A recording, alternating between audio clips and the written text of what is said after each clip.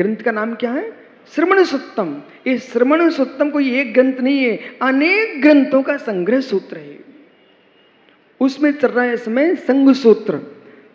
इसलिए जीव सुरेण दीनालम, ऐसा संग के साथ सुरेण सुरेण श्रुत रत्न ज्ञान आगम ही जिनका दीर्घ नाल है। पूरे कमल की उपमा चल रही है। नाल, कमल में नाल होती है, तो संग में जो आगम ग्रंथों का अध्ययन है, जितने ब्रह्मचारी बैठे, ध्यान दो बेटा, खा पी के मर जाना तो दुनिया जानती है, पशु पक्षी भी जानते हैं, जो श्रुत के साथ जीते हैं। इसलिए ज्ञानी सुय नालम, श्रुत नाल है, पंच महाभय त्रिकण जम, और जिसमें पंच महाभय 5 महाव्रतों की स्त्री कणिका है।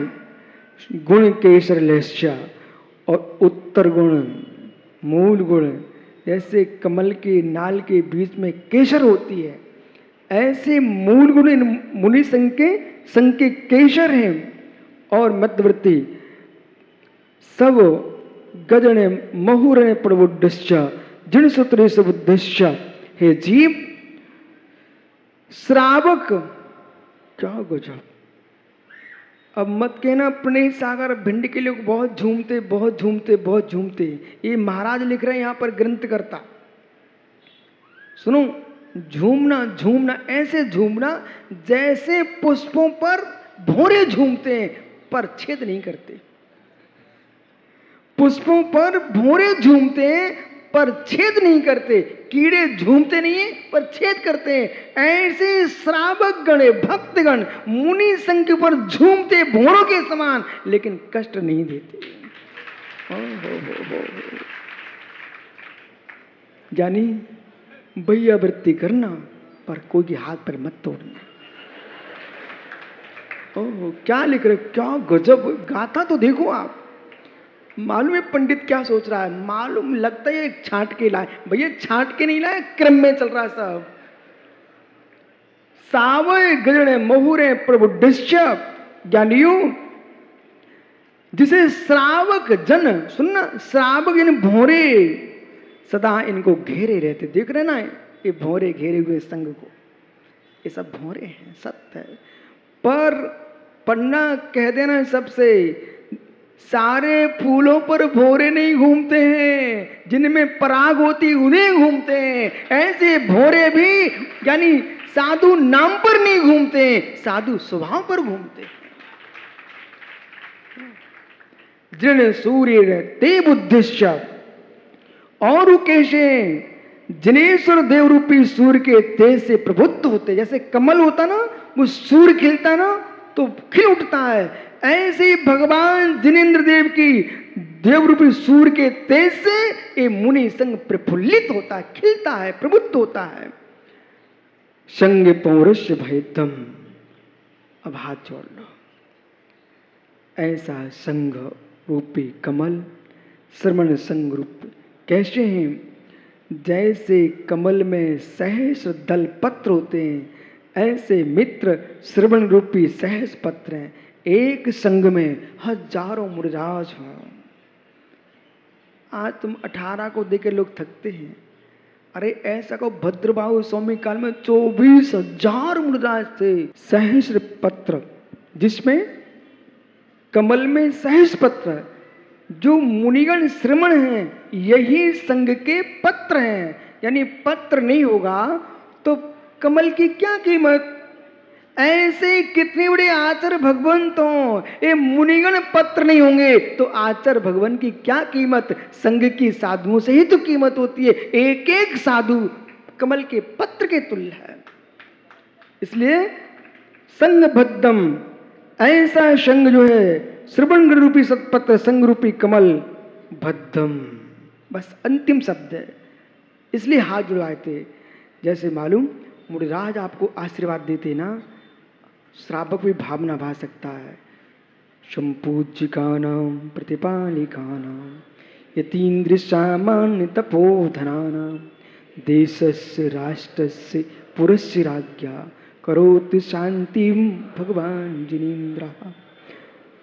संग पमोश्य भक्तम संग संगड़स्य सहस्पत्तस्य ये संग रूप जो कमल है मित्र, उस कमल का कल्याण हो। बोलो संग भद्दम, ऐसा बोलो संग भद्दम।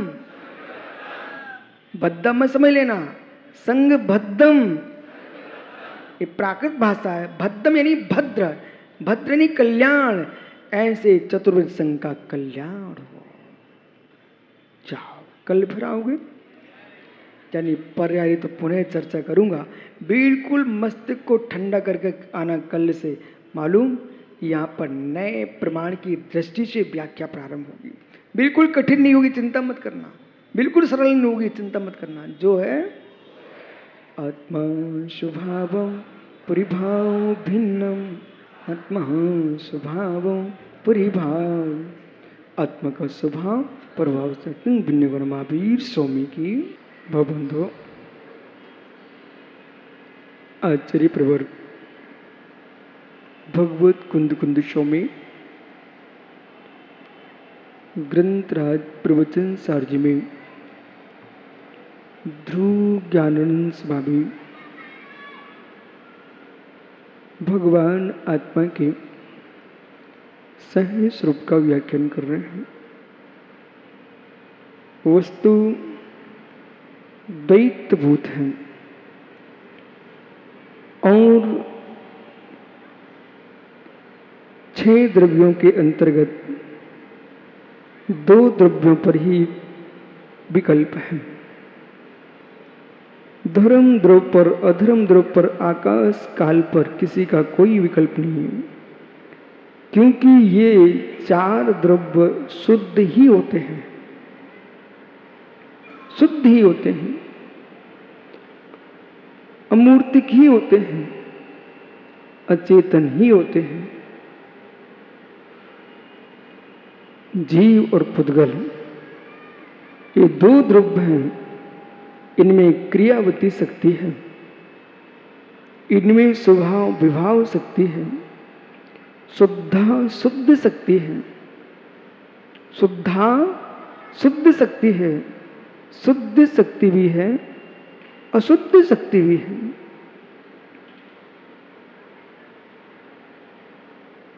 शुद्ध शक्ति को शुद्ध रूप में देखता है, अशुद्ध शक्ति को अशुद्ध रूप में देखता है ज्ञानी। जैसे आवाज तुमको क्लेश दे रही ना, ऐसे मित्र मिस्र की आवाज क्लेश ही देती है। मिस्र की आवाज क्लेश ही देती है। नीरज, नीरज, नीरव, 2 शब्द पकड़िए। नीरज, नीरव। नीरज होना है तो नीरव होना पड़ेगा। नीरज होना है तो नीरव होना पड़ेगा। नीरजी भाव की उपलब्धि नहीं हो दे रहा है रव। और रव यानी ध्वनि, रव यानी आवाज। शुद्धात्मा जो है वो रज रहित है और रव रहित है। रज रहित है और रव रहित है।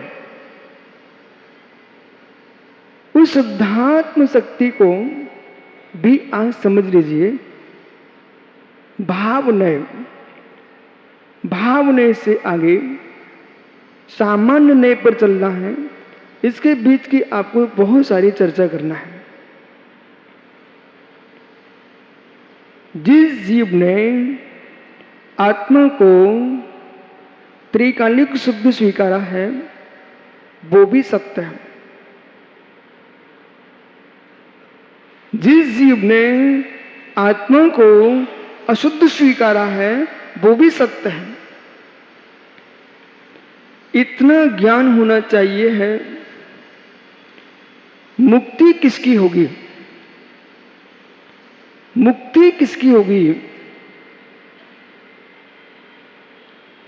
मुक्ति किसकी होगी? हे जीव, बद्ध की मुक्ति होती है, अबद्ध की मुक्ति नहीं होती है। प्रत्येक विषय पर विवेक होना चाहिए और निर्णय होना चाहिए। आचार्य अमृतचंद्र स्वामी ने लघु तत्वस्फोट नाम का ग्रंथ लिखा। ग्रंथ का नाम नोट कर लेना, लघु तत्वस्फोट नाम का ग्रंथ लिखा। लघु तत्वस्फोट नाम के ग्रंथ में अमृतचंद्र स्वामी लिखते हैं, मुक्त की व्याख्या मनुष्य से क्या पूछते हो? मुक्त की व्याख्या मनुष्य से क्या पूछते हो? इसकी व्याख्या तो बैल ही बता सकता है। सभी माताएं ध्यान दो, मुक्त की व्याख्या मनुष्य से क्या पूछते हो, इसकी व्याख्या तो बैल ही बता सकता है।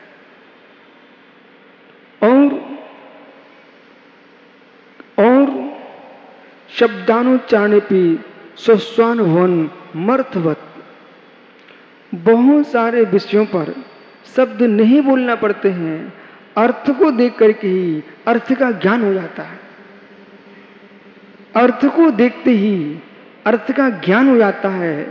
अर्थ को देखते ही अर्थ का ज्ञान हो जाता है।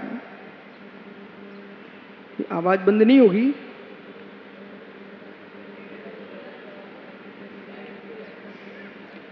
अर्थ को देखते ही, कोई बात नहीं, अर्थ को देखते ही अर्थ का ज्ञान हो जाता है। इधर देखिए, ये क्या है? मैंने तो बोला ही नहीं ना, पेन है। अर्थ को देखते ही अर्थ का ज्ञान हो जाता है। ओहो, बीच में इस विषय को अवश्य समझना। संसार में समय को बर्बाद करने वाले लोगों की संख्या बहुत अधिक है। संसार में समय को बर्बाद करने वालों की संख्या बहुत अधिक है। ना समझे बेचारे, ना समझे बेचारे, क्योंकि वाचाल हो चुके हैं, इसलिए बोलने की आदत आ चुकी है।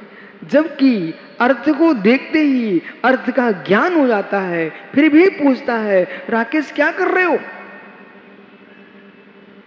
जबकि राकेश भोजन कर रहा था, तुमको दिख नहीं रहा क्या? अर्थ को देखते ही अर्थ का ज्ञान हो जाता। कितने ऐसे जीव हैं, ओ भैया आज बादल हो गए। अरे जहां तू बादल देख रहा है वहां मैं भी तो खड़ा हूं, मैं क्यों तुम बताना चाह रहा है? अर्थ को देखते ही अर्थ का ज्ञान हो जाता है।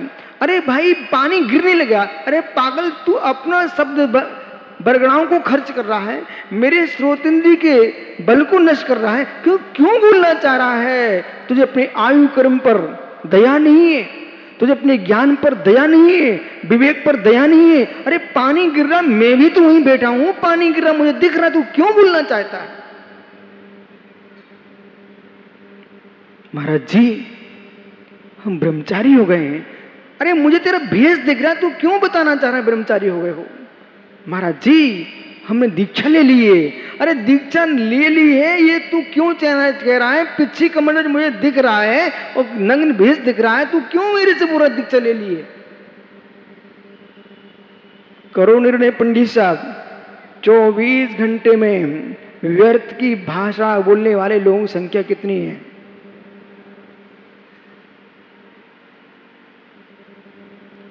शिष्य अर्थ का बोध अर्थ को देखने से होता है। अर्थ का बोध अर्थ को देखने से होता है।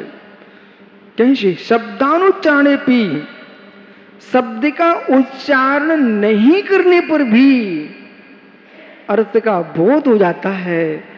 ऐसे ही मित्र मुझे स्वात्मानुभूति हो रही है, इसको कहे बिना आत्मा का बोध हो जाता है। ये कहने की क्या आवश्यकता आपको? इसलिए मोक्ष के बारे में तुम जानना चाहते हो और बंद को नहीं मानना चाहते हो और मोक्ष को तुम कहना चाहते हो, बंध को नहीं मानना चाहते हो। विजय कहां गए भैया? मित्र, बंध को नहीं मानना चाहता जीव और मोक्ष की बात करता है, त्रिकालिक शुद्धि की व्याख्या कर रहा है जीव। अमृतचंद स्वामी कह रहे हैं, ग्रंथ का नाम लिख लिया, लघु तत्वस्फोट। हे मित्र, मोक्ष के बारे में कान से सुनना अनिवार्य नहीं है, आंखों से भी देख सकते हैं ना आप मोक्ष। बैल से पूछ लीजिए। किससे?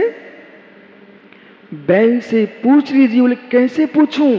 ऐसे पूछो, बैल के सामने हरी घास, दाना पड़ा हुआ है, यदि मालिक नहीं होता सामने तो मित्र हरी घास अपने स्थान पर है, बैल घूमता है, खूंटे से रस्सी को तोड़ना चाहता है। आपने कभी देखा? बैल के सामने हरी घास होने पर भी वो खूंटे को तोड़ करके भागना चाहता है। इसका मतलब समझिए, बंध में क्लेश है, बंध में दुख है, यानी बंध में क्लेश है, बंध में दुख है, मोक्ष में आनंद है, ये बैल कह रहा है।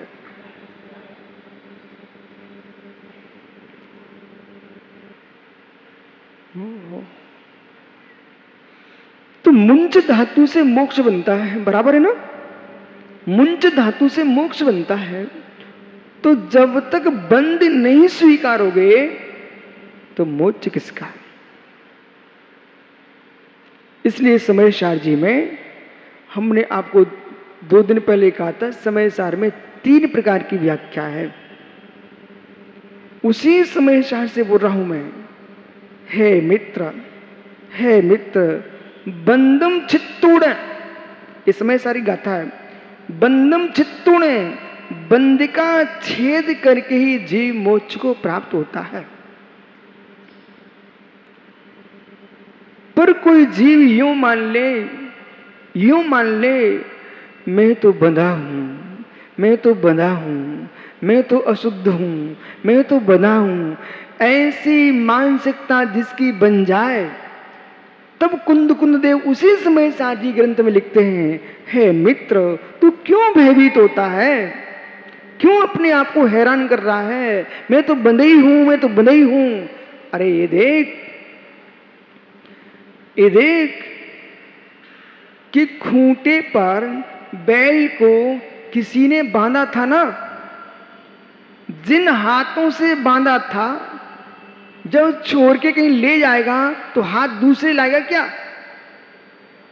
उन्हीं हाथों से छोड़ेगा कि नहीं छोड़ेगा? हे मित्र, जिस प्रज्ञा से बंध हुआ था उसी प्रज्ञा से मोक्ष होता है।